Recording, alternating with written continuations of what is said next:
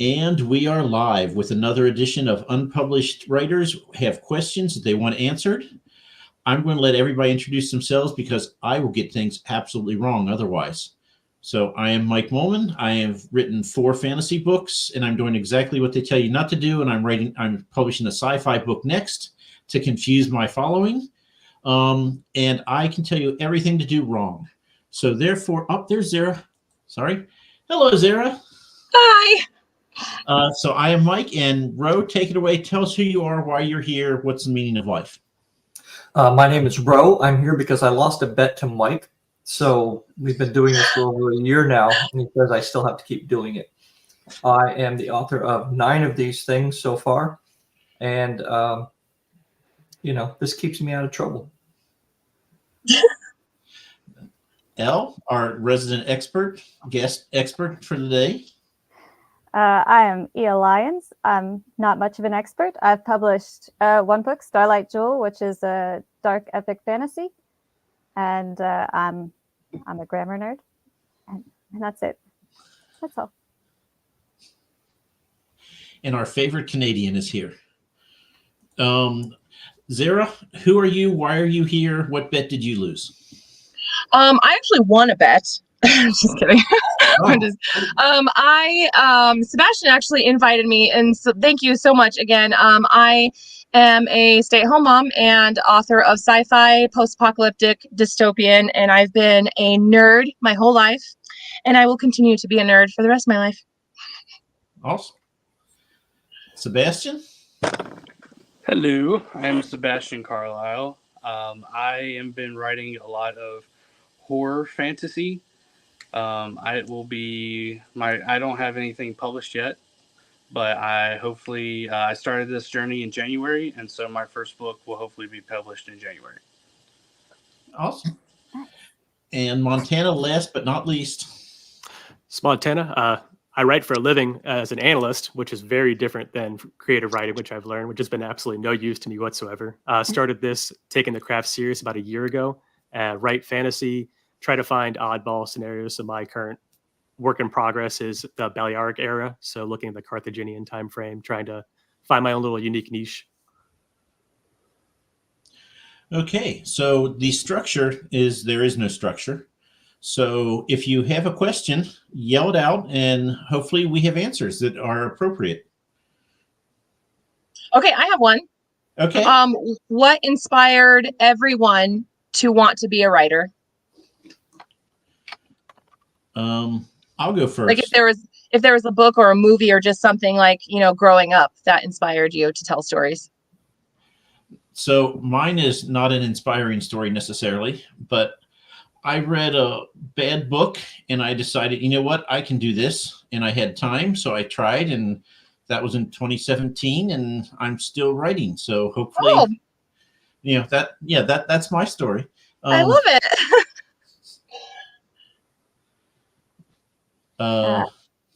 We'll let guests go first. Okay. Hi, Liza. So Montana, why did you decide to start writing? Do you hate yourself?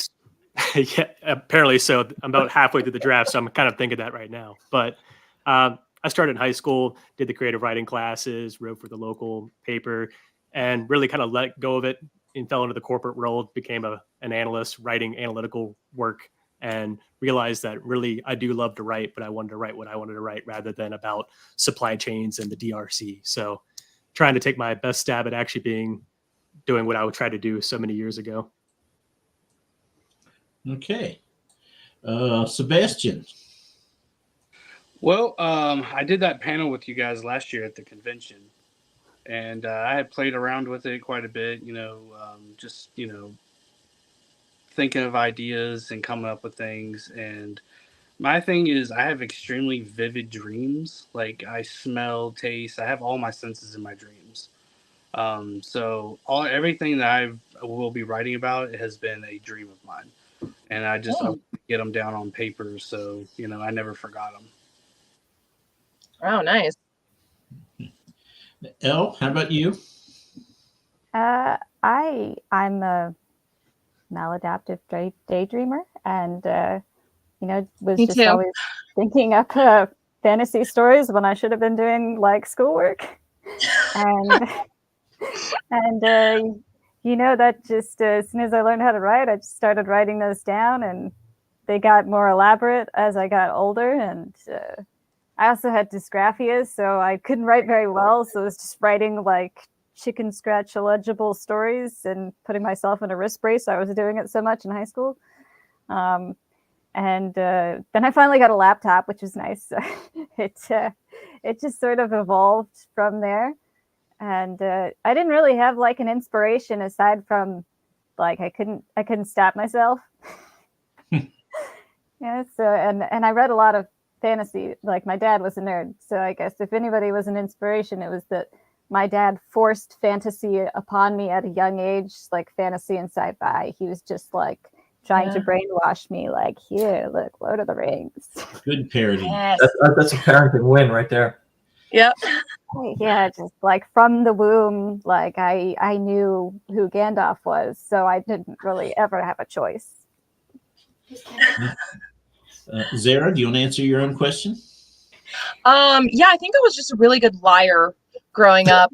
I was always telling stories.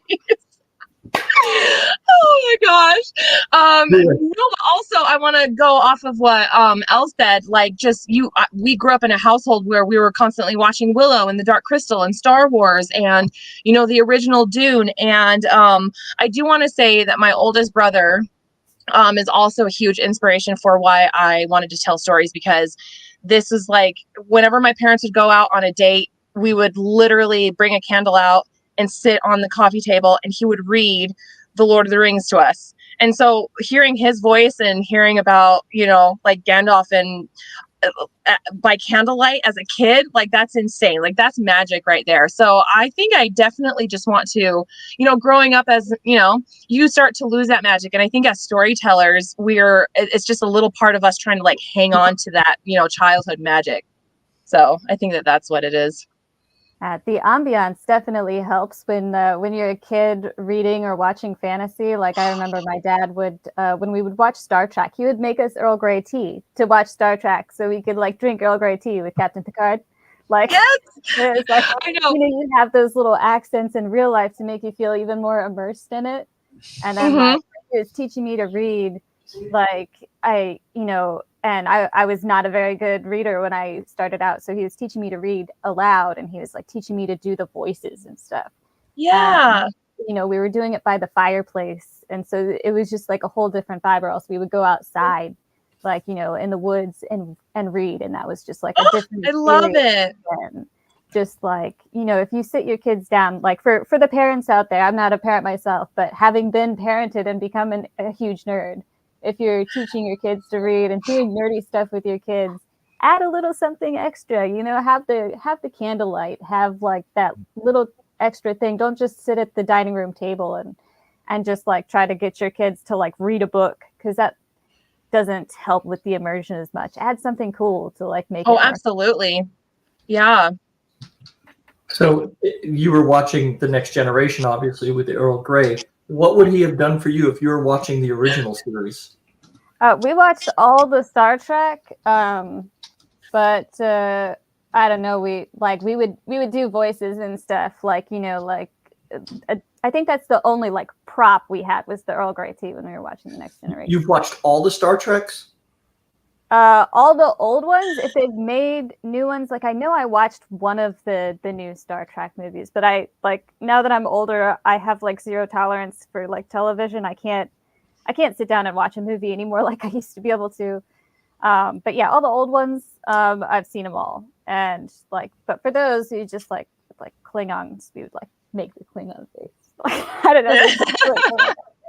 Like Mike, did little we ask? reenactments, and like when you're around the house, like after you finish watching it, like you like say like Vulcan things, like you answer a question in like a super serious tone, like you have no emotions. Did you ever drink the blue Kool-Aid and pretend like it was Romulan ale? I don't think I did that. No, I did that. I kind of still, every time I see a blue drink, I'm like, oh, that's illegal in 7 galaxies. just develop little rituals. Like now that like I've developed some, like now that I'm older, like I watched the new Mad Max, which is like one of the only newer movies that I think I've like, not like the new one that just came out in the theaters, but the old new one. And like they've got the witness me thing, and like I just like take whipped cream and I'm just like, witness me. So yeah, I have fun with the movies, but I'm sure we had like more rituals that I can't remember, but the Earl Grey tea is the one that sticks out, mostly because I don't like the taste of tea at all, but it was still fun because it was with Captain Picard. I have to ask, all this going on, have you ever gone to see live the Rocky Horror Picture Show? So good. No, I don't really watch anything live. I don't like going places. They still play it at the theaters. Usually it's like a midnight showing somewhere. Oh, that's cool. It's always good. Have you seen it, Dakota? I have many times. It's just one of those weekend comfort watches. Right. I mean, but have you gone to the theater and seen it? They had it at the Kennedy Center in DC. I went and saw one time, and that was quite the experience because that's such a high production value. Right? Yeah, and then they got the crowd back and forth, and it really sets that vibe. Yeah, so you've got to go to that. Wear a raincoat, and if it's your first time, just wear the raincoat and be prepared for really goofy shit to happen, because people will get up and dance in front of the screen, and they will throw stuff, and they will yell at the characters, and it is such a good time. Sounds like a Wednesday night at my house with my kids. I can totally do that. This sounds like a vacation. Let's go. Teaching those kids right. Yeah, you don't have to clean up afterwards in this case. So. Yeah, I'd hate to work in a theater that shows that. That's going to be a mess. I think the only live show I've seen is like Orpheus in the Underworld when I was in high school. Watched an Orpheus in the Underworld play. So I think Rocky Horror Picture Show might be a little bit too exciting for me. Yeah, give it a shot. You never know. It's a unique experience. So, anybody else have questions for us, or can we just call it a night? We haven't even asked one yet, I don't think. Everybody was talking about the kids and whatnot. I just want to say, when me and my wife got together, her oldest is 15 right now, and when I got in the picture, he was like 11, and he had like a really bad screen problem. Like he always wanted to be in front of some sort of TV or laptop or something. So I would take his stuff away and give him books to read, and now I can't get him out of the books. Aww. That is not a good problem to have. Yeah. That is a good problem. That's good. So who is a pantser and who is a plotter? Or is anyone a plantser? I'm a plantser. You're a plantser. I'll write like a paragraph of like what the entire scene's supposed to be, and then I'll go through and just like completely make. I like that. I feel like I do that too, because I feel like creation definitely requires freedom. So if you just have that like general idea, personally, I feel like, why restrict yourself when you're like, well, my beat sheet, my outline says I needed to, do this, but just let it flow, let it go. Yeah. Creation requires freedom. So just do it. So I'm a plantser. What have you done so far, Montana? So I've learned my second time around. The first one I went complete no outline. Now I've kind of gone wave tops. I know the destinations and I just leave the actual little journeys to kind of opening. I tried to get down to the detail where you actually block out each scene, but it just doesn't work for me. I can't stand the process, and then I don't want to write anymore. So now I've kept it that kind of the wave tops outlining. That is as good a reason as any not to do it. Yeah. I like to plot with like options. Like I'll have like 10 different endings and like 5 different arc options. Oof. And just a bunch of options for like map markers. Basically, like instead of having like a direct route planned, I have like all the places I could visit on the way to like a few possible destinations. Are you ADHD? Yes, I am. High five. And then I get to the first map marker and just kind of decide like, where I'm like which one I want to go to next. And then by the time I get to the end, I'm like, okay, well, I can't go to these other endings now, so I guess I'm going there. And that's kind of how it works out. You should write a book where you have like all the alternate endings. If you Yeah. Or you should Like publish one of those multiple page ones. split books. Yeah. Turn Yeah. to page 20 if. go to this page. Yeah, Or you should publish all of them separately with different endings, and then have all of your readers get angry and like try and figure out which one is which. Yeah, I've talked to a few of my like beta readers and alpha readers about the ending that I want for my series, and they're all so angry about it. And like I have a bunch of endings that are options, Angry readers. and they all hate the one that I love the most. And so I'm thinking about just going with like the popular one, but then like publishing my ending as like a an epilogue to this series, or like a little, I like that. little short story on the side, maybe on like Campfire allows you to do extras. And so like just have it be like a little extra on Campfire writing for people who like want everything to end in flames. I love Campfire. I just found it. That's Yeah. great content for your newsletter, actually. Yeah, I'm terrible with the newsletter. I have Me not too. actually sent one out yet. Like I've got a sign up sheet, and I've like signed people up for it, and I like said like I'll send one out when I publish something eventually. Sebastian, Montana, have a list. Have an email list. Do a newsletter. Even before you publish your book, let people know that you're out there, that that's what you're doing, your progress, that you're working on it, how it's, even if you don't think, some people will read it, right? To Elle's point about the ending, has anybody here seen How I Met Your Mother? Right? Did you like the ending of How I Met Your Mother? I I don't think freaking anybody loved did. it. I thought it was great. Okay? A lot of people hate it. A lot of people hate the ending of Game of Thrones, right? I didn't see it. I don't care. But the point is, people are talking about it. It's been, what, 8 years now? Whatever it's Right. been. Mhm. Memorable. People talk about it. It's memorable. It gives people something not necessarily to complain about, but to discuss with it. And there's going to be people who like it, and there's going to be people who don't. And it doesn't matter what you do, you can't change that. Just Absolutely. You cannot please everyone. and there's going to be people who adore your book, and there's going to be people who would rather burn it than read it. If you could get them with a large following on Twitter to say that they're going to burn it, that is worth its weight in gold. Do that thing. I would sell my books at a discount. Have 100 to burn. Don't just burn one.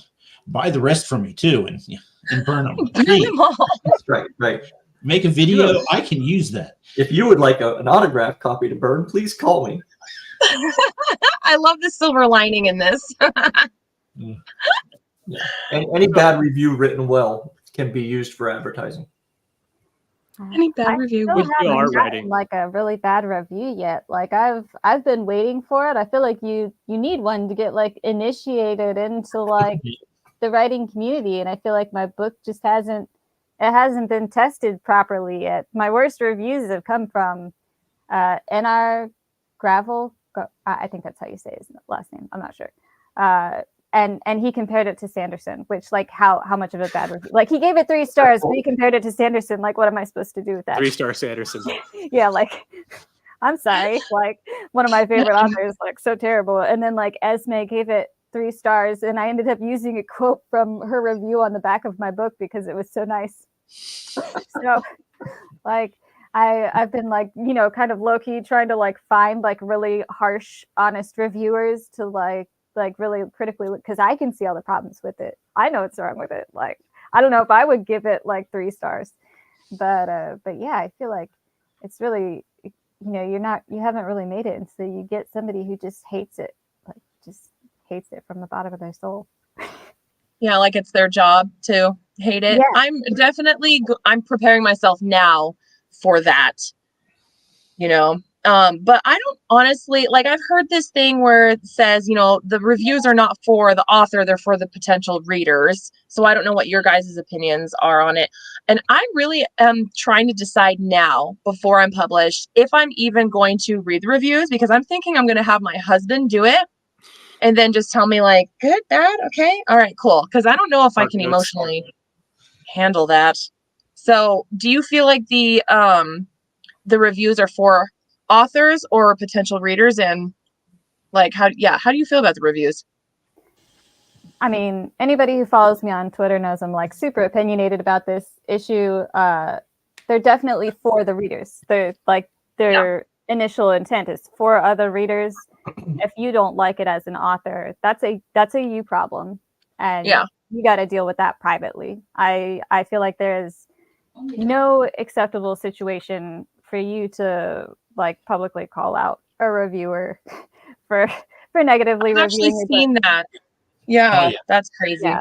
And making them feel uncomfortable or embarrassed, even if you think their review is stupid, even if you think their review is mean, it is not your place to go into that space and call them out. Like, and you'll get wrecked. Like the rest of us are gonna tell you how awful that is, because there have been so many bad situations. Like Matt Shaw, Matt Shaw is a great example of like why you shouldn't do it. Because maybe you're not that type of person, but like authors in general have created this situation where reviewers feel like they might get stalked or have a book written about them where they get like sexually assaulted, or like whoa, oh my gosh, yeah, no, I'm good with not reading. No, yeah, exactly. No, if I read a bad review, I'll just go cry. Yeah, exactly. And so maybe you're not the person who's going to go to that extreme, but since some authors have done that, there was the guy, I can't remember his name, where he like literally found a reviewer who's like a teen girl and like hit her in the back of the head with a wine bottle. And like, you can't, so you stay out of those reviewer spaces, because there have been authors who have behaved so badly that reviewers like will lose the reviewers. Well, absolutely. If you go and you present yourself on that side of things. Yeah, I was. Oh, sorry. Oh, I'm the worst at interrupting. I'm sorry. I'm ADHD. Go ahead. I'll just ramble forever if nobody interrupts me. Okay. So this is not. Wine Sorry. bottle. Go ahead. I missed something there. Wine bottle. I think she was saying that somebody actually went to that extreme because of a bad review that someone wrote. What extreme? Sorry, I need the context. Hitting somebody in the back of the head with a wine bottle and then writing an author did that? Yeah, an author did that. An author got a bad review and then found out where this teenage reviewer lived and found her at the grocery store and hit her in the back of the head with a wine bottle. That I think is assault. Yes, it's definitely assault. He was arrested. I'm pretty sure he got like committed. I'm pretty sure he is not walking the streets right now. I'm pretty sure he's working on his next book. He's working on his next book. So when I first started TikTok and I started getting on the book talk side of it, I had like no idea what ARC reading was. I know now. Don't worry, I know now. But the first time I heard about it was like in the most negative way. And it was about this author. I don't know her name. And even if I did, I probably wouldn't name her anyways. I'm just, because I'm still like a nice person, I guess, even though I'm about to talk crap about her. So everyone listen in. So she was posting all over social media about her ARC readers, giving her like criticism. And some of them were like, I can't believe that you like would actually say that about my book. Like literally posting their ARC readers' names on social media, calling them out, calling them horrible names, like literally like names. And I was just like, wow, this is not the way to go. It was so bad. And she ended up like, getting off of TikTok because the backlash obviously was so horrible. I mean, she literally was bad mouthing and shaming people who were helping her. I mean, like I say this all the time, like, celebrities wouldn't be celebrities if it wasn't for people who enjoyed watching their movies. We wouldn't be, authors if we didn't have people reading. Like, you're literally getting mad at the people who make you, a writable person, yeah. So it's like, I just thought that was insane. So have some input that everybody's gonna like input from you. No, you're the person supposed to be asking questions of us. You can't have input. Oh, sorry. What do you got? I'm saying like all publicity, even if it's bad, is good publicity, because the thing that I've seen a lot in like the author community is like, even if you have bad reviews, people are like, well, it can't be that bad. I want to read it. That's so true. It depends. Okay. So like J.K. Rowling made an absolute fortune, right? but now she's a pariah. Does she care? Well, no, because she's richer than the freaking king. She doesn't care. She's J.K. Rowling. Had she done that in the other order, maybe not so much. Mhm. Right? But people, if you have a thin skin and you can't take someone calling you fat and ugly, then you are probably in the wrong line of work, right? And you need something else to do with your time. My biggest thing about like a lot of reviews is like you'll always have that one review is like, well, this isn't really my cup of tea, but and it's like, well, if it's not your cup of tea, then it's not for you. Why are you reading it? And why are you leaving a review on something that you don't like? It depends how they write it, though, right? I mean, Okay, but you don't always know. You don't always know that it wasn't going to be your cup of tea. You pick it up because you thought it was going to be your cup of tea, or because that author asked you to read it. You know, like, since I'm in both the reviewer and the author spaces, like, I get requests for books that, and like, these people follow me. They see what kind of books I read. I talk about my preferences all the time. And when I do a call for books, I say, I want dark adult fantasy. And then I get people submitting things that are very much not dark adult fantasy. And I read them and I review them because they asked me to.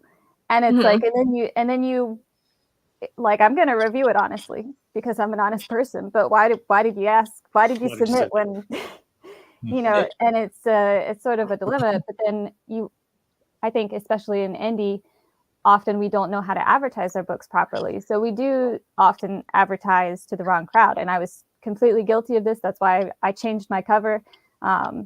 And like we end up advertising to the wrong crowd. So people think it's going to be one thing. And then it ends up being something else. So they spend money on it. They buy it. And then they're like, oh, this is totally not what I thought it was. But they spend money on it. So they read it and then they review it. And genres bleed so much these days too. It's so hard to have those distinct genres. Like 20 years ago, they were so obvious. Now there's so much bleed over that you really don't know what you're picking up There's anymore. so many. Yeah. I try and be really on. Sebastian. Okay, go ahead. Sorry. I have the perfect thing for like if you get a bad review and it's like, you know, it's like Captain Jack Sparrow when it's like you're the worst writer that I've ever heard of. And it's like, but you have heard of me. You heard of me. Yes. Oh my gosh, absolutely. I'm so here for that. You know, I always think a bad sorry, review is actually useful because if you say I hated this book because of X, and someone reads that and they hate X, you know what? That's saving you from how many other bad reviews because they might, like you said, they may misread your cover and think it's something that it's not. So a bad review is not all bad because you're inoculating yourself against 30 bad reviews or 30 people who are disgusted with your work because now they know. Have you ever turned on like Tubi or the Hallmark Channel and seen the really bad Christmas movies? Yeah, right? I love those. Exactly, right? We all know that as cinema, they suck hard, right? But they're just so bad, you want to watch them. Come here. And I do, and I watch them. What? Come here. Why? I don't want to. Come here. Why? No. Come here. That arm belongs to my daughter, who watches and forces me to watch those damn things. Okay? They're horrible. I don't force But you. if something is bad enough, it makes you want to watch it, right? If somebody told you they saw a movie that was just Sharknado. Oh. Phenomenal. The whole premise of Sharknado is so stupid, you know it's going to be a horrible film. But they made, what, 3 of those now? 4, 5? I don't cameos. even know. Whatever. So many. The point is, if it's a bad review, well written, it can be gold for you. Yes, she does. She says, He forces him. I'm going to be going to college soon. She's in the background. Christmas movie, and what are you going to do with that? She's in the background going, no, it's a guilty pleasure. But she's subscribed, so it's okay. She can whatever. That's fine. So I want to go off of what Mike said about like a review saying I hated it or I loved it because of XYZ. I would love, I mean, I hate the reviews where it's like 3 stars and no context. And you're like, but why? Or like, yeah, I just didn't like it. But why? I just feel like if you're not going to like get really in there and get in like the nitty gritty of why you didn't like it or why you loved it, leave a review. Like, I didn't like it. Like, tell me why. I hated it because of this, or I loved it because of this, you know, like I feel like that, like what Mike was saying, like, what if we are like both like hating the same thing or loving the same thing? It's going to make me, you know, it's going to give me information about it.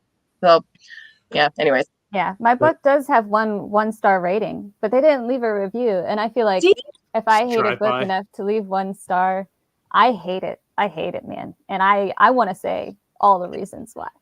Like, And you know, but if you that's get just a me. one So star I don't know. review, oh, sorry, if you get a 1 star review from a crazy person, everyone who reads that is going to go, wow, this person's problem is that they're crazy, not the book.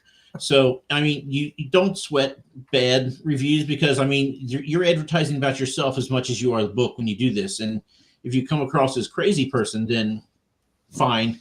You know, hopefully they have a snippet I can use to, you know, sell my book. I love it. So Yeah, a question for all the published authors. When do you guys feel like you are finally like ready to be like, okay, I'm pressing publish, it's ready to go? Is there ever a feeling of like, yes, I have reached absolute peak, it's done? Or is it like, sure, just, I guess, get it out? Elle, go ahead.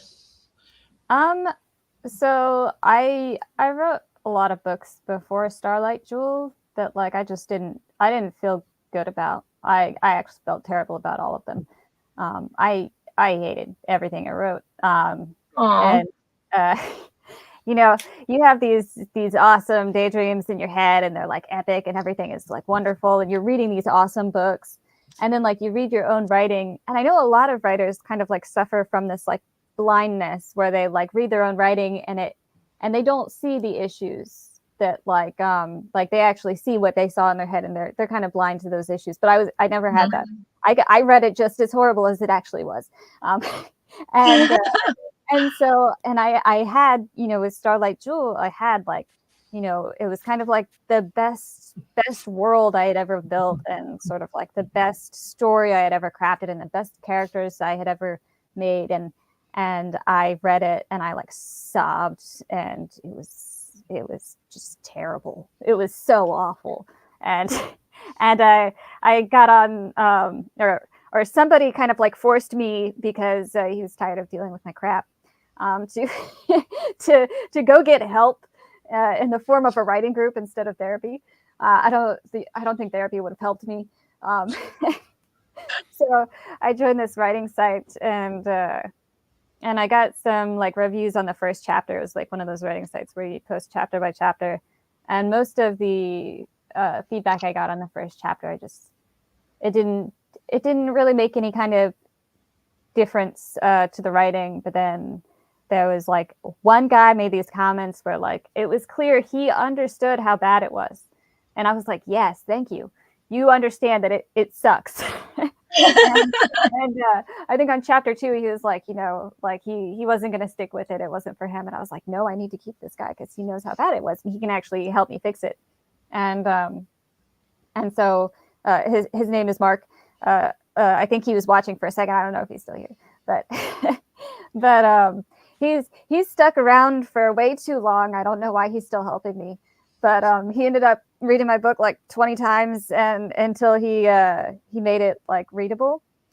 And I think like we probably did like three different drafts. I rewrote the book a couple times, and it was like at the point where I actually felt like I enjoyed the book when I was reading it was when I realized like I can publish it now. It still has issues. I think we edited for like two years or so.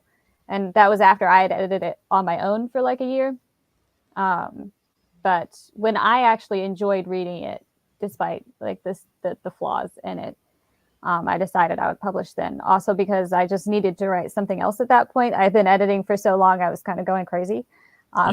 You know, you can only stick with one project, or I cannot. Like I need to write to keep my sanity. And I, you know, there was just the rest of the series like looming over my head, and you know, I wish I could edit something to perfection, but at some point the story, like you've edited it so much that like you just have no idea what's going on anymore. Like the words are like meaningless and like you're not actually fixing anything anymore. Like you're just sort of staring at hieroglyphics. So I think that's when you're ready to publish it, when you have no idea what you're doing anymore. I love You're getting it. yourself completely insane. That's When you get to the point where you don't know and you're questioning yourself, just remember that once upon a time, hundreds of people saw Jar Jar Binks and said, "That's a good idea." I like Jar Jar Binks. I liked Jar Jar Binks. I'll be the unpopular one here. I thought he was funny. I I thought like he the was Van cute. Dam. Like as a kid, Yeah, but as a kid, he was super cute. I was when I was introduced Yeah. to Jar Jar Binks. That is really funny. Oh man. I will tell you, when I published my book, my first book, I was like, well, you know what? I'm going to publish it. If it's terrible, no one will know it's out there. So why does it matter? Send. And that's what I did. Yeah. So I have a question for you. But that's what you're here for. Yeah, it does help. So when could you trust the reader to have that suspension of disbelief when they will accept that a detail doesn't always have to be perfect or accurate to us? So like when you're creating a world, Well, obviously I can. So sorry. You don't have to raise your hand, Zara. Just go ahead. Just for like the detail, like when you're going into the detail work, when you're talking about, because I realized that my setting is like 100 BC. Well, what kind of shoes do they wear? So I'm describing turn shoes, and I'm looking up quernstones instead of mills, looking up what type of, how to actually use the thatch, which comes from the original haying field. So where is the level where you can just trust the author to understand, I mean, the reader to understand that the world works without having to have that exact detail? I will tell you, because I wrote a book. My book is in 300 BC England, so we're in the same ballpark. And I mentioned thatch roofs, and if you know more about thatch roofs than me, great. I just know that they will catch on fire because that might happen in my book. But I mean, at the end of the day, I've read a lot. I know what I like, so I'm like, I read my book. I'm like, you know what?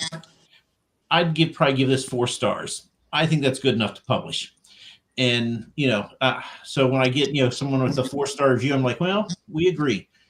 And when you give me a 5-star review, I'm like, wow, you got snowed. It's not that good. This is how not to market your book, by the way.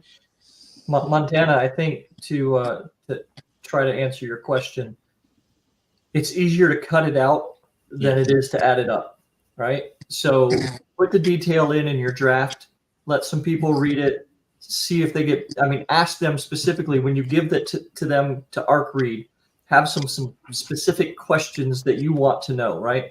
Is there too much detail? If so, where are you getting bogged down? What do you care about? What don't you care about? Some of it, especially when you're going to a place like 100 BC or whatever, is going to be very important for people to kind of have that understanding. I mean, Tolkien got caught up in the color and feel of grass, for Christ's sakes. Just put it in the first one and then see what people say. I think you'll find that you're probably overthinking it more than they will. It has led to a lot of interesting questions. Like talking about a small village making spears, I realized, where do they find the actual straight shafts to create spears? So then I learned about copicing trees and palleting trees to make straight shafts, then how spoke shaves work to actually work the wood. And then I've done 8 hours of research for about 2 lines in my story. So where does that cost benefit ratio work for you, where you decide that sometimes you just trust the reader to understand the magic behind it and just not have to talk copicing trees for straight shafts of spears? Well, in that example, I mean, spears have been around forever. Everybody knows this. I mean, they weren't always perfectly straight, right? Yeah, but I do think that there's a fun aspect to the sort of research that goes into it, and having those little details, if you can make it work. If you can make it work in a way that doesn't take over the story, as far as if you can weave it into the world building, into the plot, if they're going out to find these straight spear shafts. I don't know anything about the straight spear shaft thing. Capricing, I think you said. So if you have like characters that are going out to do this activity versus just talking about it, like if you're telling the reader something, just like saying this is what they have to do to make these straight spear shafts, then you're making a mistake. That's all there is to it. You're making a mistake if you're doing that. But if you have your characters going out and doing this activity, and then making these spears while they're talking about something else, and like you're actually showing it as part of the story, as part of the culture, then it can work in the story. and it doesn't bog the story down. It doesn't slow the story down because you're not sitting there outside of the story. And one easy way to tell if it's working, I've really switched mostly over to Google Docs for my beta readers because I can get like real-time feedback on where people are DNFing the story. With the Word doc, you might get ghosted and you have no idea where they quit if they ever even open the document. But if you have Google Docs, you can see, hey, they quit on chapter 5 because I went on a big ramble about medieval toothpaste and they didn't like that.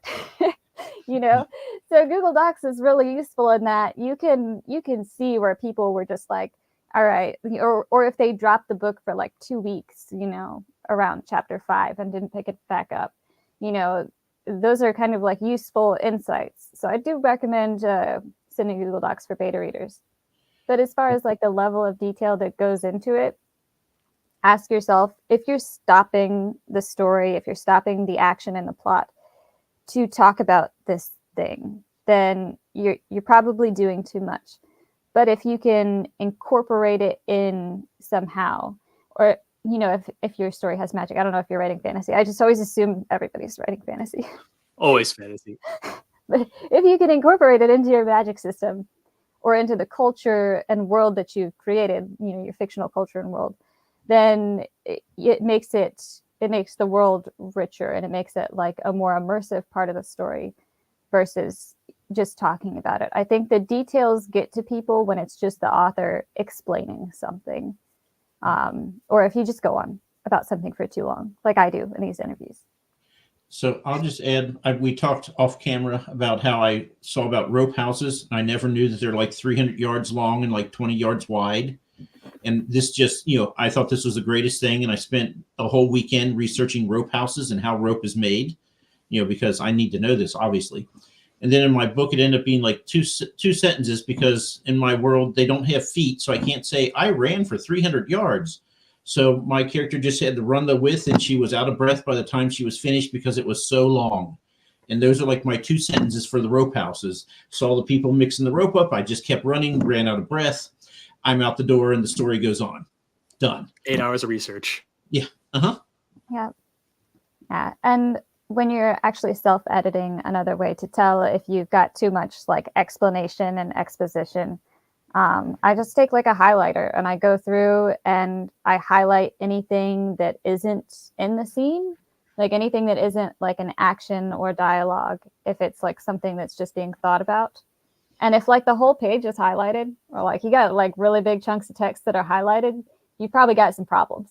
You've spent too long out of the scene. You've got a character just sitting there thinking for half the chapter, and that's usually a problem. All right, so I have a question next. Mm-hmm. So how long after the process of actually publishing did y'all look into getting audiobooks done? When I had the money to afford it. That's the short answer. It's great if you can do it. I mean, it's another entry point into your work, but they're pricey. Or if you do the revenue share, which Amazon gives you so little that if you're sharing little to nothing with someone else, then you're just left with nothing. So it's great. I have 3 for my first 3 books. I did not do the 4th book yet. And I will probably do the first book in my sci-fi series before I do the 4th book in fantasy, just because, again, that's a gateway into my work that some people like me do audiobooks almost exclusively. But I mean, if you don't have it, you don't have it. I mean, you don't use your credit card for this. Please do not use your credit card. Do not do that. I listened to a bunch of narrators, and I really didn't like most of it. Like I really don't have enough. Like I could make it work to find a narrator if I found one that I really loved and I thought was going to be like perfect for my main character. But my main character is like an assassin prostitute, and and most of the narrators, the female narrators I heard, kind of had very like Mother Goose voices. And and that didn't I was just like trying to imagine Axley, like smoking and like seducing some dude before killing him, and then just sounding like with this Mother Goose voice. I really couldn't find a narrator who really fit. And whenever I listen to audiobooks, and I've listened to so many audiobooks that like really just have these narrators that fit these characters so perfectly, like Far Removed by C.D. Lansdale. Her narrators, both of them, fit the characters so perfectly. And Beta, I think Zimny is the author's name. Her narrator fits her character perfectly. And I just couldn't find that for my book. And so I just decided to try and do it myself. I figure for people who really want an audiobook, and then eventually if I find a narrator, I'll have it redone. But also I am a procrastinator, so I have to edit it, and that sucks. So I've been editing it for like 6 months. So I will tell you the advice I was given on audiobooks from another author is he said he did a voice audition, which is the coolest thing. I have done a voice audition. How does that happen in this world? But he said that he was listening to him like, I don't know, maybe this one. He said, then he heard the guy and he goes, he said he got chills. He's like, that is my main character. That is the voice that I hear in my head when I write the story. It has to be him. He's like, God, I hope I can afford him. And so that's what I did for mine. For my narrator, I also want someone who speaks, West Country dialect English. So I put it out there and I had 9 people respond and only 2 actually spoke British English. One guy's from Iowa, I think. I'm like, no, you do not work for my book in England. But that was the advice he gave me. And when I heard the narrator, I was like, oh my God, I have to be able to afford this guy. He is perfect. And so that would be my advice is when you hear the voice that, that is my character, then that's what you want, because that's who everyone is going to get to know your character through that voice. So you want it to be as good as you can. Yeah, you don't want just any random good narrator. It has to be somebody who actually fits the character. I will say that. Like, even though I'm not doing the audiobook right now, don't pick a random person. I have a question. Do you guys have editors, or are you like, at what point do you finally let go of your manuscript and give it to someone else to like edit it, or do you guys just do it through the whole thing yourself? Oh God, no. Yeah. Okay. I totally realized. So I'm one of the editors on Mike's books, and I totally realized that I should also use an editor, but I'm super cheap, so I haven't.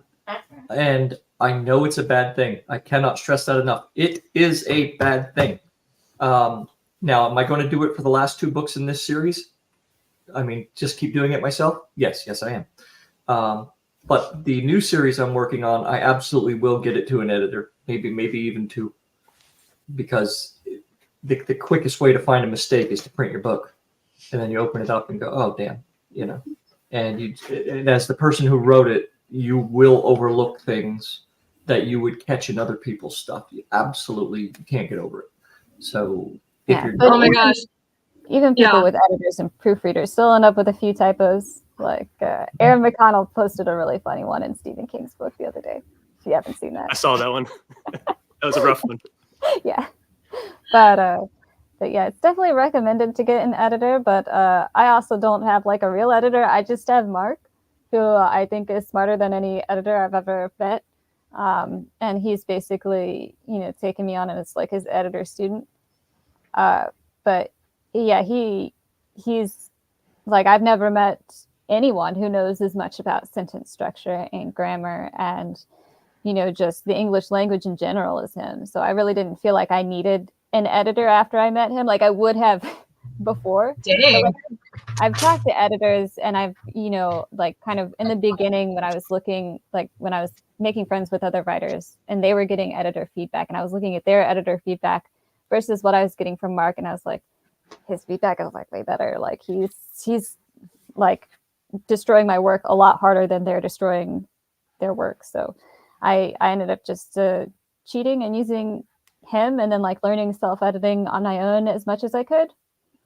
Which is helpful because that means I can like pay money to get nice covers, which I wouldn't be able to afford otherwise if I had to pay an editor, especially since my books are so chunky. but I don't recommend it for most people. I do recommend getting an editor if you don't just happen across some random guy who likes your books and also happens to know a lot about English. Speaking of editors, Oh, sorry. no, I was just going to say that Herman brings up a good point here. Shop around for editors. So you should be able to ask a potential editor if they will review like a chapter or a couple thousand words, and they should absolutely do that for free. Yes. Right? Because you want, both of you, editor and Okay. author, want to know that you're going to be able to work together, right? So if you gave me something, for instance, I would mark it up. And I am from a generation where I do not care about your feelings, not one bit. I don't have any left, so I'm good. Yeah. Exactly. And if you can't deal with that, that's on you, right? And don't hire me. Yeah.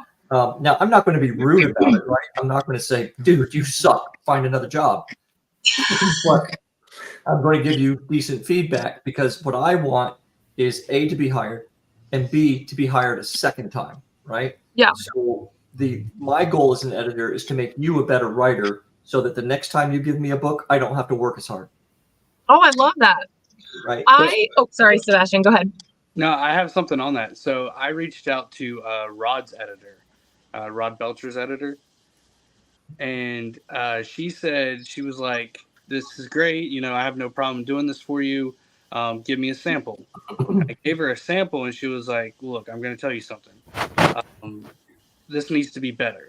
I mean, I'm used to being on, Rod's level of doing everything, and, used to this sort of thing. And if you want me to edit your book for you, it needs to be better, because right now it's a little bit less than, subpar quality." And that was actually extremely helpful advice for me, because I want to be on Rod's level, Yeah. So, and I think that really helped me, grow my story better, and, add the details and all that sort of stuff. It is good advice, and it isn't good advice. Sorry, Zara. That's okay. It's her job to help you get better, right?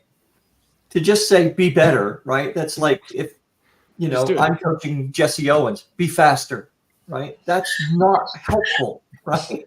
Oh, she broke it down for me. She broke it down for me and everything. Okay. Oh, good. I was just giving y'all a generalization of what she was saying. This part is great, but this next part isn't like equal to this. It needs, everything needs to flow consistently. Okay. If you're gonna be super detailed, stay super detailed, stuff like that. One thing I always caution about on Twitter is that like people think that they can just not edit themselves at all and not learn about editing or grammar at all and just hand everything over to an editor. Like if you got the money for an editor, then you don't need to learn about editing, because the editor will do everything. And that is the worst mentality to have, because you won't know if your editor is any good at all if you don't know about editing yourself. They could be crap, and you will never know if you don't know anything about editing. They could be literally making your book worse, and you will have no idea. Understanding grammar and writing and what makes an editor a good editor is important in order to know which edits to accept and which not to accept. Which ones work for your writing and which ones don't. When you're getting those samples back from the editors that you're looking at, knowing which one is good depends on knowing a little bit about editing yourself. So learning that is essential, and also being able to self-edit your book before you hand it over to an editor is super important, because that editor is going to spend the same amount of time with your book as they are the person who did self-edit. It's a business, it's money. And so if I hand in the book that is my third draft that's actually really polished, they're going to get into the nitty gritty. They're going to find those little details, and they're going to take my polished book and make it excellent. Versus if you hand in your first draft that's got plot holes and, grammar mistakes everywhere, and they have to focus on dialogue grammar and all that other stuff. They're going to spend their whole time doing that, and they're not going to have time to look at any of the real issues that their skills are actually meant for. An editor is, sorry.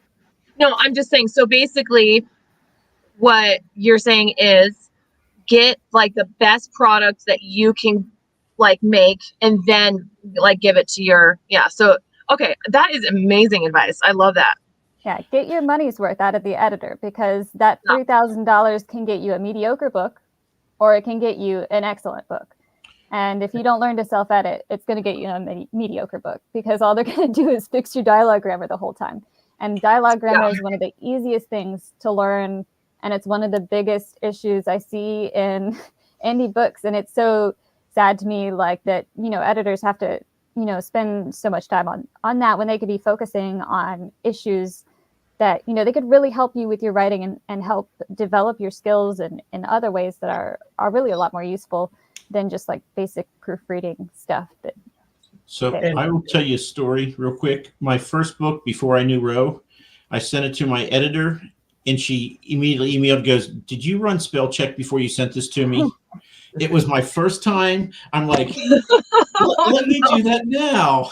And she's like, "Yes, do not waste my time making me fix your grammar, your spelling mistakes." Dang. So, yeah, this was extra stupid, Mike. I'm only moderately stupid now, but. So when you're talking about editors, is there a game plan when you understand that what you're writing is like mine, Balearic Slinger fiction fantasy set in 100 BC, where you know that no matter how many query letters you send, that's just too small of a topic? Do you just go ahead and accept in the drafting phase that this is going to be a self-publish? I need to line up the editor.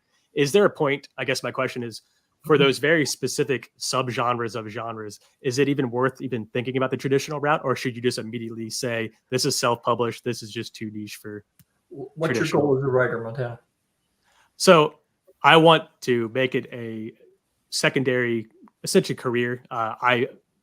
I've done my current career for 15 years being a federal analyst, a little burnout on it. So this is me testing the waters to see if this is something I can switch over to long-term at some point. Having said that, if you really want to be traditionally published, there's a lot of podcasts that you should probably be listening to, and talking to other people, right? You will find a lot of people who would suggest if your goal is to make money eventually, indie is the way to go. Having said that, some people like the cachet, I guess, of being a traditionally published author. A way to do that, and probably one of the best ways to do that, is to be a successful independently published author. Because when you go to try to get an agent or you go to query, they're going to say, well, okay, let's say they like your book, but they're going to say, well, what's your mailing list look like? What do your social media look like? What kind of outreach do you do, right? They're going to want you to do all the crap that you think they should be doing.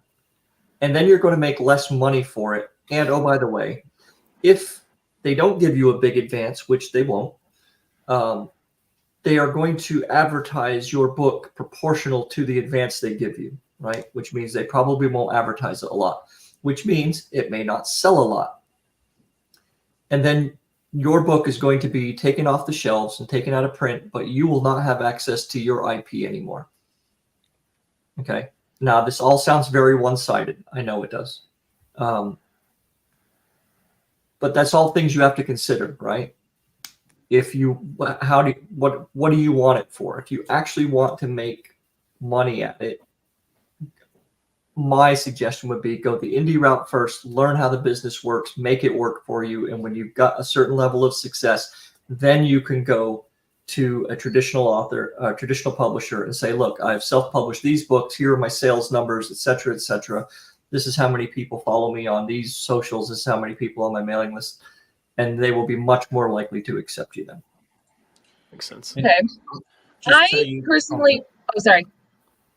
I just real quick, a stat that came from the Simon & Schuster lawsuit when they were trying to merge is that they said 96% of traditionally published authors sell less than 1,000 books.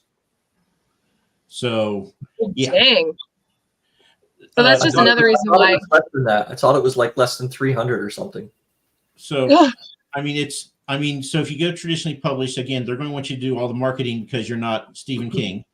And so you're going to have to work all that hard on marketing, and you're going to get way less per sale.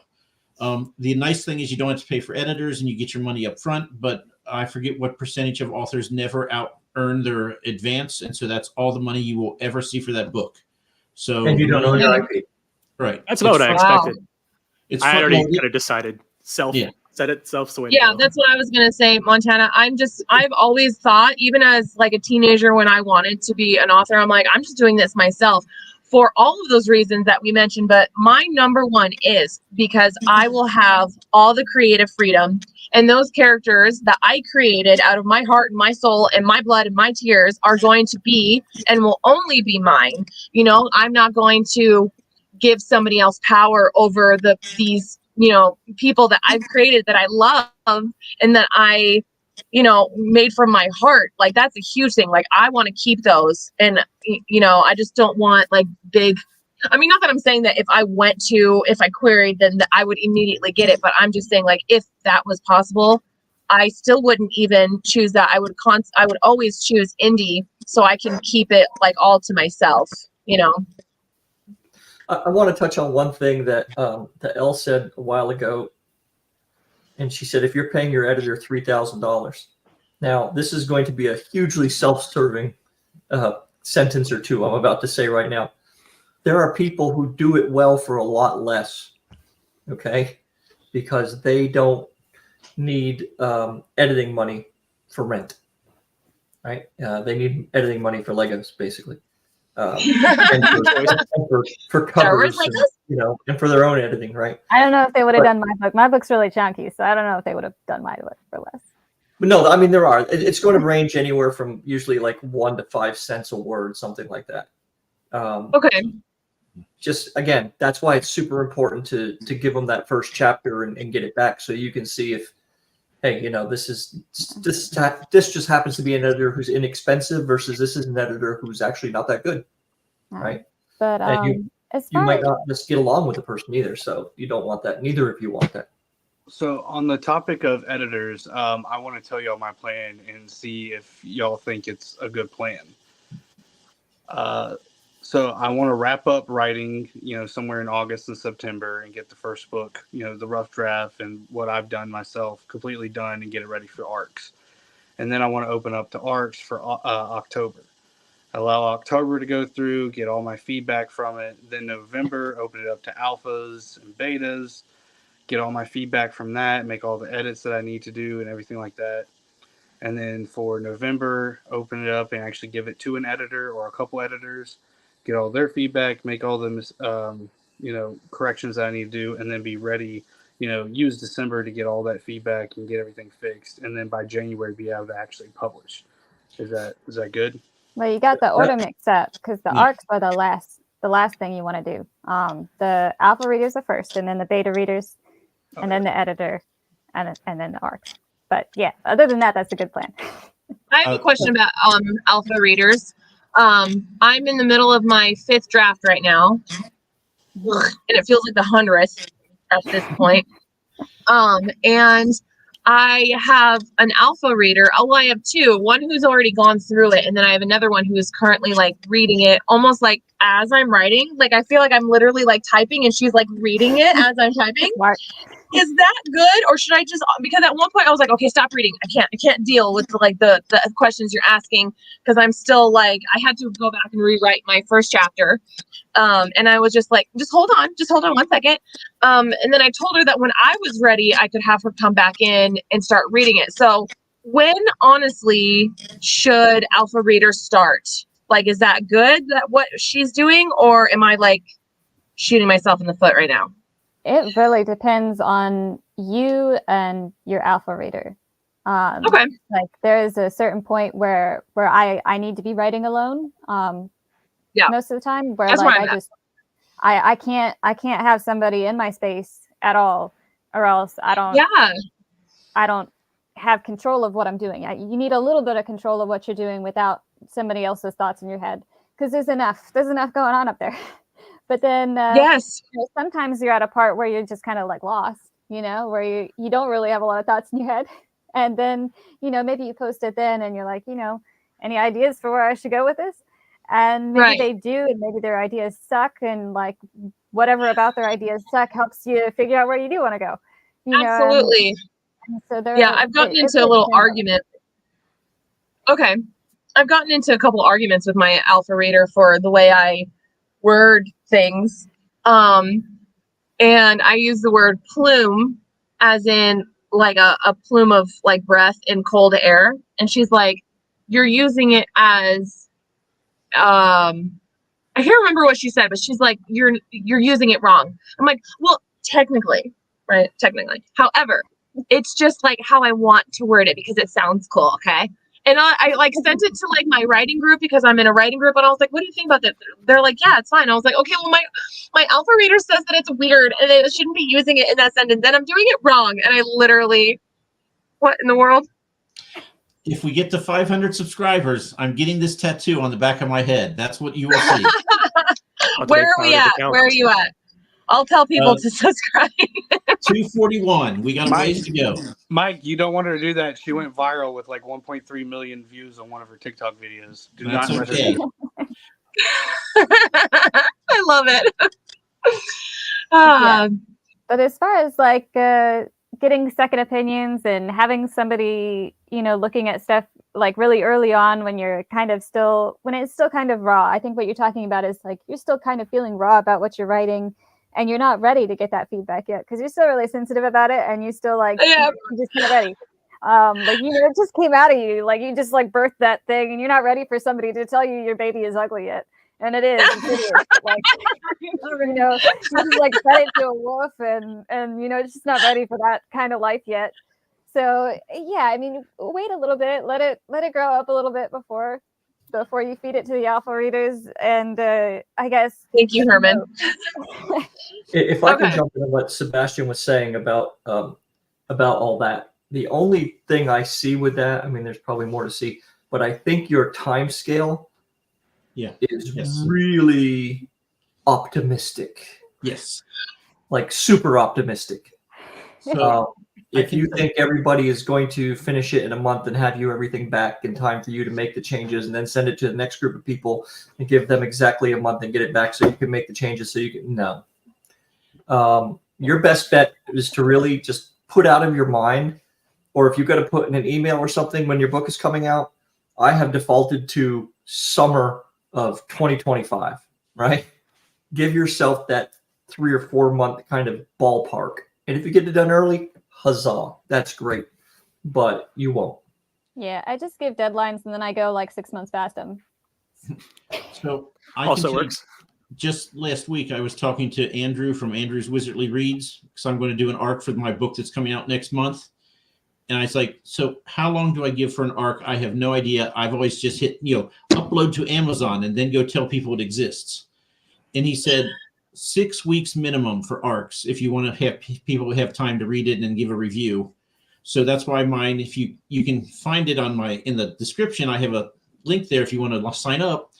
I just call them ARC/reader review copies. So if you put a review out in December, I don't care. I mean, it's a review. I'm happy for any time. But, so I was told 6 weeks minimum for ARCs. I'm not going to be able to hit that because I have to get my book into Spacebo this year. So I have to publish in July. But so, yeah, your time scale of 1 month and back, no, it will not happen that way. I can guarantee it. You'll be in December going, well, one of my alpha readers has responded. So, yeah, the time frame is way too compressed. And honestly, you wouldn't want it that soon because that means I always tell people, if you rush your book cover artist, you're going to get rushed art. If you rush your editor, you're going to get rushed editing. You don't want that. And there is no one putting a gun to your head saying this has to come out January 16th. So don't make that a thing. Artists will always go over. They'll always go over. My artist was supposed to get me my, well, I have two, one for the interior art and one for the cover art. The interior artist was supposed to be done in November.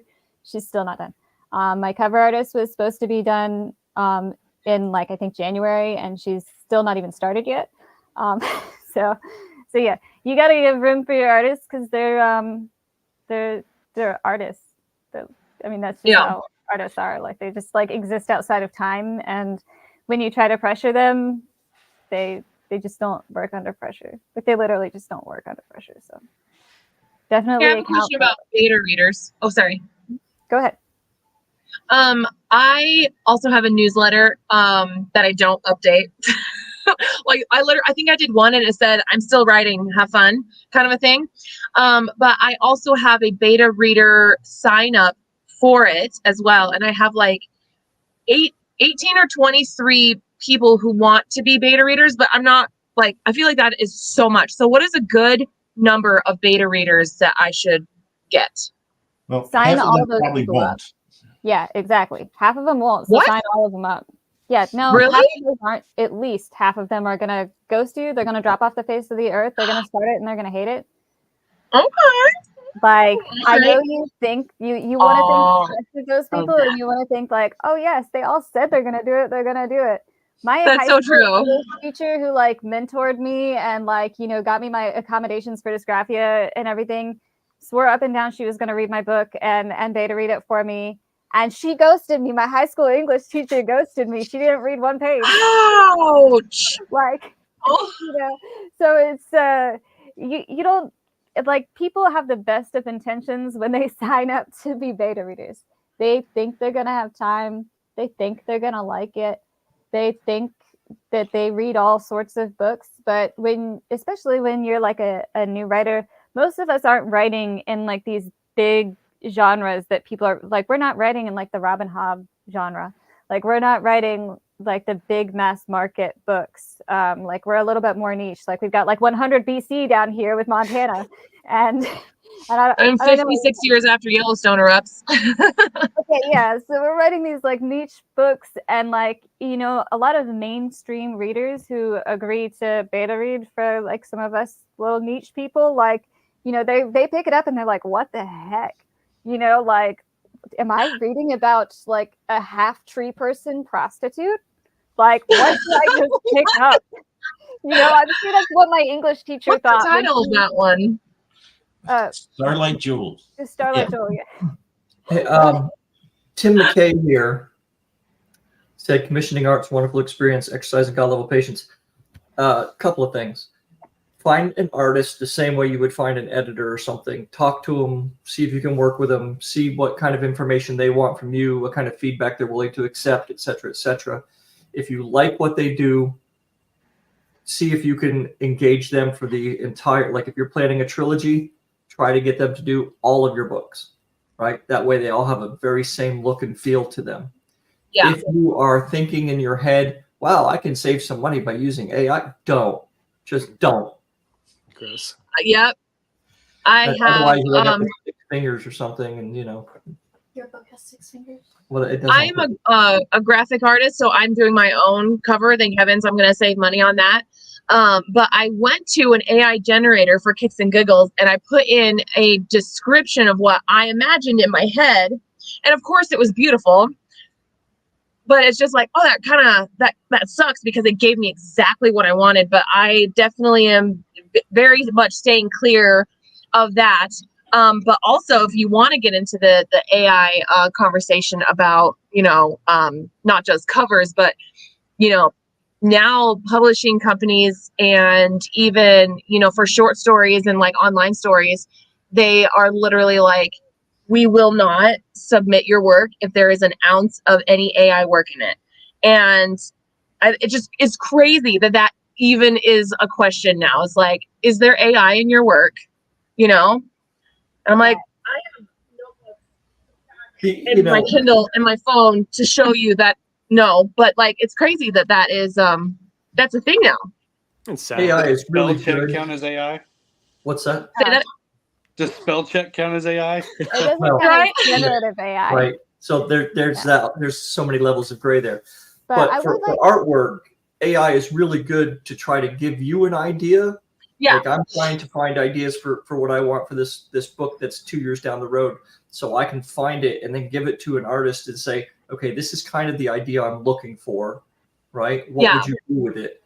But the nice thing is when you make your contract with your artist, the other thing you should ask for is, and they may or may not do it, is try to get full rights on the artwork, right? Oh. You can make prints. You can use it for any type of advertising or promotional stuff that you want, etc. You can put it on mugs, but you have to get that get the rights for it. I depending on the artist, because I used to be a photographer, and so I've had people ask for the rights to photos, and that is also, it can be very, very expensive. So anybody else who is like thinking about trying to buy the rights, if they are good artists and know what they're doing with the contract, it can be very, very, very expensive because they won't be able to use their own work for any advertisements. It's not theirs anymore. They're giving up a lot of rights. So that's just something to consider, just really quick. But that is super cool if you could. Yeah, Say that again? Modified contracts with the artists that I've used where like Mhm. we can both use it. Like they give me the rights to use it for my merchandise, Yeah. but they can also still sell it themselves. Because Oh, I want good. them to be Yeah. able to make money off their own art. Like I think it's wrong for me to just like it's their art. Like I want them to be able to keep it, but also I want to be able to like put my crap on mugs and stuff because I know they don't actually Absolutely. they have Yeah. to do that themselves. I don't. And also ask for the layers. So like I don't have any of my good merch over here. All I have is this like faded candle, but like if you get the layers, you can do all sorts of like you can make the designs different and kind That's of really cool. like fit them onto more things. So you can make like a Facebook banner with it if you can like spread the image out and like make different things with it versus Yeah. like if you just have the book cover image as it is as like a static image, it's really hard to work with that. And like you can even do it in Adobe Express because I'm too incompetent to use any other kind of program. But if you just upload all your layer images into Adobe Express, you can make pretty much anything you want for merchandise and things like that. But yeah, so you don't, and it's less expensive if you're not completely buying the rights to it. But I did want to get back to Montana and Sebastian's question about like marketing and like actually being successful as like a self-published author. Yes. And one thing I will like caution against is I've mentioned a couple times, my book is like chunky. This is like a 6x9 paperback. And that is like one of my biggest regrets as far as like financial decisions. If you want to make this into like a career, is opening with a gigantic book because people do take a long time to read it. Like we were saying, the optimism that Sebastian has in getting it out by January. I wasn't going to say anything because I love optimism. I am also really optimistic, and I just continue to say I'm almost done editing, like I've done for the last 6 months. But yeah, you know, it is really optimistic to think that people are going to read, especially a large book that quickly. Like you will have like a couple speed readers every once in a while, but I didn't find those in the beginning when I first released. You know, it's really hard to find those speed readers. They usually are completely booked up with people, and you don't know who they are until they actually read your book. But it's everything about a chunky book is more expensive. Shipping it, printing it, you're not going to make as much profit off each individual book. If you want to do signed books, it is super expensive for me to do signed books because I have to ship it to my house, and I have to sign it, and I have to package it. Oh, right. Yeah. And I have to ship it to somebody else, and it's heavier. So, you know, the whole process. And then if you want to ship it to another country, like I've never shipped anything to another country before I became an author. Don't do it. And Don't do it. oh my goodness, Canada is the worst place to ship anything to. Like, I don't know what's wrong with them. Mike shipped his to like Spain or something. Don't do that. Australia is Don't do that. Oh yeah, Australia, New Zealand, like they don't get anything. Like, it's so sorry to the islanders over there. They suck. Like, they're like if you do ship something to them, they probably won't get it anyway. So what's the point? But yeah, doing a chunky book, highly do not recommend it. You know, if you can split the book in two, if you can write a shorter book first, if you can write a short prequel to your book, even as like a teaser, or even just getting short stories into anthologies first to get your name out there.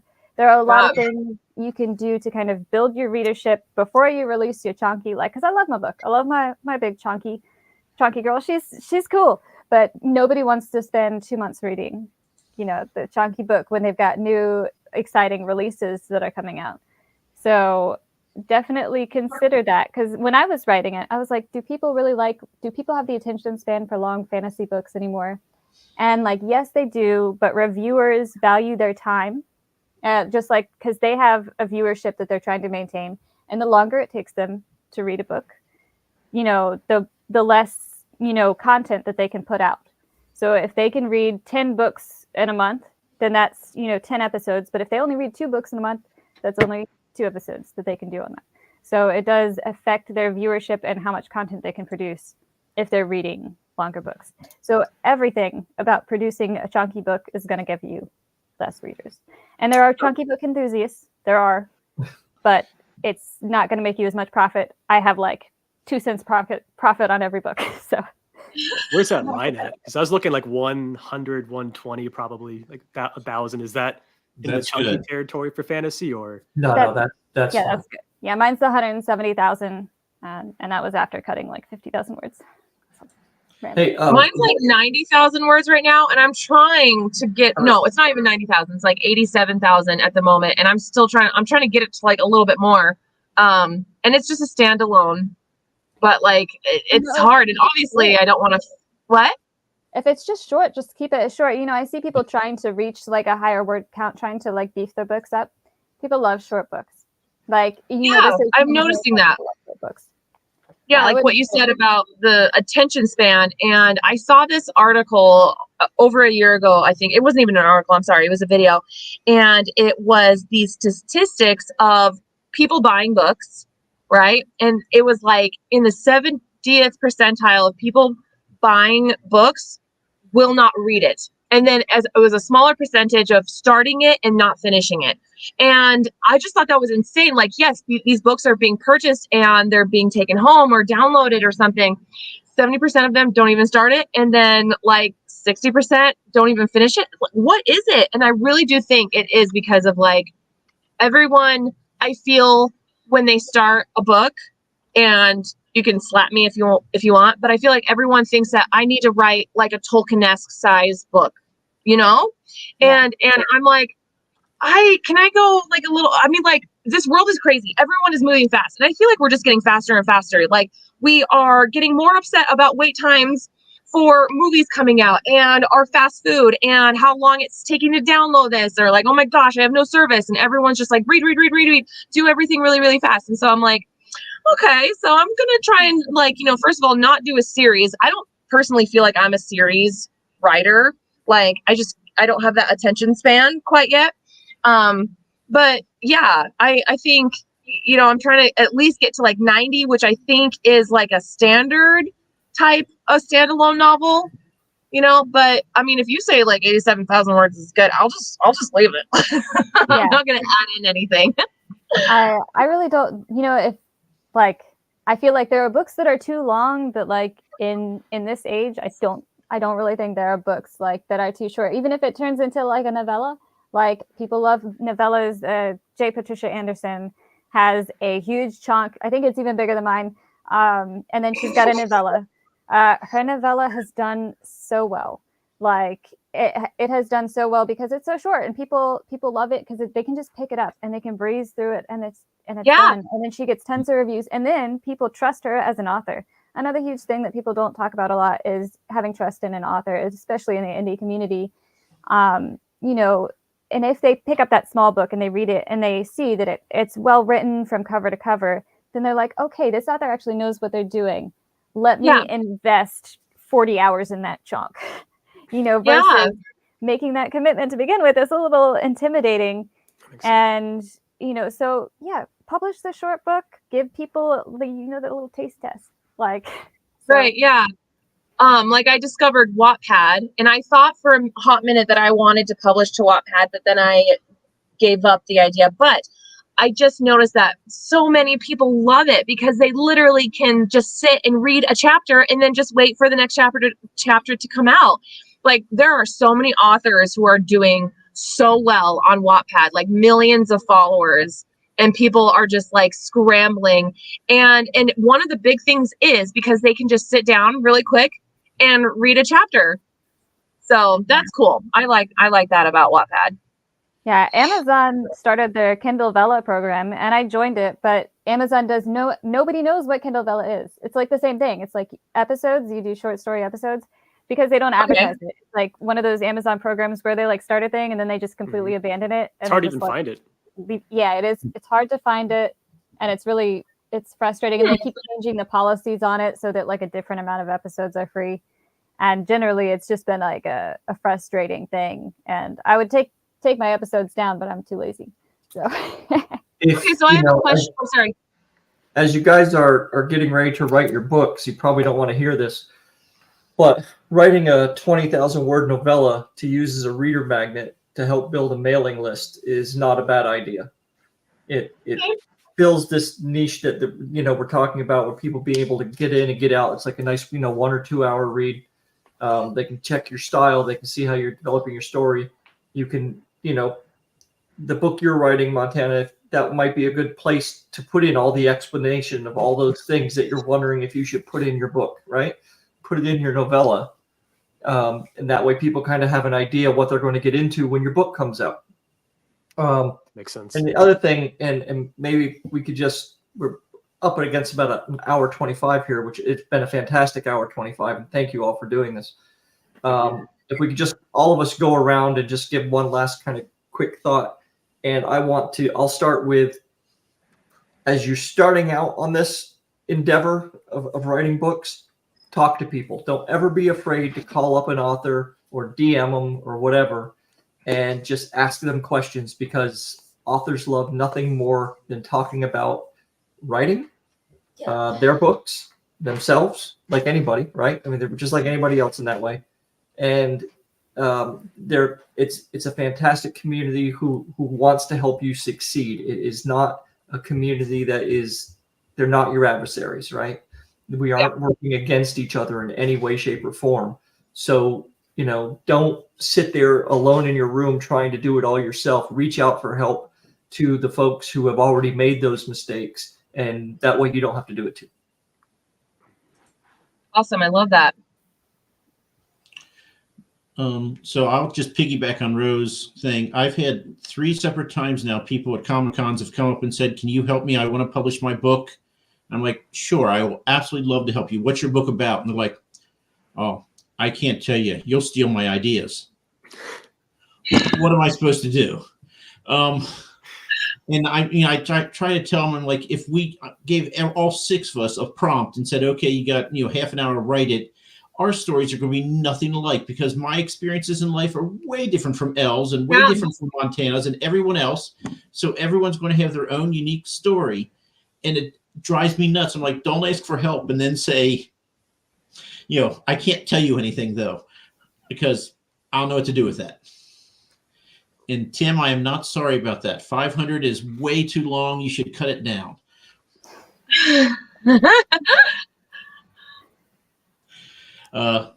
Elle, what words of wisdoms can you impart on us that you haven't already? I mean, figure it out as you go, really. Like, there's a lot I didn't know before publishing. I didn't join Twitter until like a week before I published my book, which was probably the worst idea in the world. I probably should have joined the writing community and done things, but I didn't really know what I was doing. I learned along the way, and that was a terrible way to do it. So definitely join communities early. There are Discords and there's Twitter. There are people who will help you. Don't be the person who just only posts about your book and doesn't engage with other people's posts. People actually like to see you as a human being on Twitter. I know that's weird because most of us were really unpopular human beings in high school, but shockingly, people actually do like nerds in the writing community. Yeah, it's been kind of fun to realize that people appreciate how weird I am about raccoons and possums, and all my weird grammar posts. And I can go on a ramble about light totes. And, people actually care about that, unlike in high school, so it's, just talk about nerdy stuff, talk about what you're researching, and do polls. Polls are something that are easy for people to interact with, just engage with the community and don't only do your own posts, go and talk to other people on their posts, and don't be weird and be in people's DMs being creepy and things like that. I mean, aside obviously behave yourself like a civilized person and you should be good. Yeah, don't be hitting people with wine bottles. Yeah, don't. Good start. I love it. Yeah, that's all the advice I got. Just learn on the way. You're gonna make mistakes. I guess that's my wisdom. Having having been the shoulder for a lot of newly published authors when everything is going wrong, everything is going to go wrong, you know? Everything went wrong my like 2 weeks of publishing. Everything went to crap. Facebook banned me from ads and never told me why. I'm permanently banned for life from ads on Facebook from a weird treatment. Oh my gosh. And that was the week I published, you know, and Facebook was my only advertising plan. Like I said, I wasn't on Twitter. That's why I went on Twitter.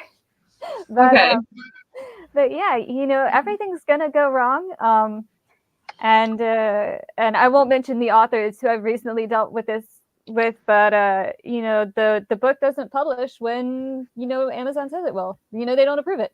You know, they say like it's going to be, you know, we're going to approve it within the next 72 hours. Sometimes they don't, you know, sometimes they don't. Sometimes it's not approved for whatever reason. Okay. And so you don't actually get to pick your publishing date, and then it's not published for like 2 weeks, even though you've made all these advertisements. And you know, sometimes you publish it and then you see a typo on the first page, and all these things seem like they're the end of the world. And honestly, they're not. You're going to forget about them in like a month, and it'll be fine. You know, and I didn't get any reviews for like 3 months because I didn't know any other human beings in the writing community. Yeah. So if you wait like 3 months and there's no reviews, and now I've got, you know, I don't know, like 70 reviews on Goodreads and like 50 reviews on Amazon. And that's awesome. And, you know, I've sold like over 500 books. So, you know, you get there eventually, you know, and I don't really advertise my book. Yeah, don't pay for ads in the beginning. You should probably wait till your like second book to pay for ads. They don't really do much. I think some people have had success with them, but usually if you've got like a backlog of books to sell, so people could buy multiple. But the last thing I will say here is, Mike, when I first talked to you, I had 3 books planned and I was writing them all at the same time. And then when we talked at RavenCon, I have 18 books planned and I'm writing 7 all at the same time. And I've taken your advice, Ro, and I have stopped all the other projects other than writing down, you know, ideas and stuff. And I'm just focusing on one and trying to get it out so all the other ones will follow. Yeah. Okay. Any other last thoughts? Zara in Montana. What do you got? I definitely, I mean, obviously I feel like I don't have any advice to give because I'm a pre-published author, but first draft advice is definitely just don't ever look back. Every single letter and word that you write, just leave it as it is until you get back around to the second draft. Yeah. Like I had to learn that the hard way. Okay. Oh, so hard. That was awful. So, and I still sometimes have to tell myself, even on my 5th draft, don't go back. Stop doing that. Don't look back. Just keep going, and then you'll come back around. So it's mostly I have to remind myself that. So that was for me. So. No, and to what you had said, that was one of the big things I've learned is just actually getting involved with the community, because I was just in my own little hole writing. In the last month or so, I've gotten on Twitter. I've gotten into a lot of the Discords, and it really helps you get over the hump when you have that keep that consistency, because you feel like there's certain accountability when you're in writing groups. And I just joined one recently, and I think my word count's doubled every day just because I feel that need to match them without letting them down or just being the guy in the group that's now just editing and not providing material. So I've definitely enjoyed that aspect of the community because it's a very welcoming community. And well, those groups and those people in that community will help out with imposter syndrome a lot. Yep. Yeah, none of us know what we're doing. Yeah. And on that happy note. Yeah, I would add very, very quickly, Discord is a wonderful way to connect with other authors and other readers. And Bo here, who has his comment up, he runs the SFF Insiders, and it is a wonderful, wonderful place. Highly recommend that Discord server to anyone. Thank you. And for Bo, always glad. Thank you all for joining us. For the folks who are here watching, thank you. Like and subscribe. Appreciate it. Tell your friends. Thank you so much. Yep. EL, and we'll do this again next month. Montana, Sebastian, Zara, thank you all very much. Appreciate you coming in. Thank you. Having the advice. Appreciate it. Okay. And now we are